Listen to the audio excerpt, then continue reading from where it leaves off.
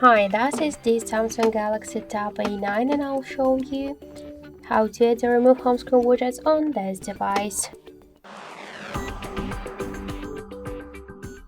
So first we should hold for a while the home screen with our finger, then just tap here to the widgets icon and you'll see here all of the available applications with widgets you could add. For example, let's select one from the available widgets, the battery one.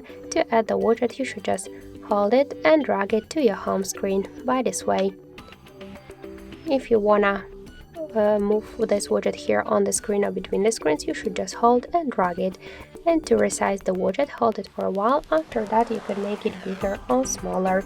And if you want to remove it from your home screen, just hold and tap the remove icon. So that's it. Thank you for watching, and if you like this video, leave thumbs up and subscribe.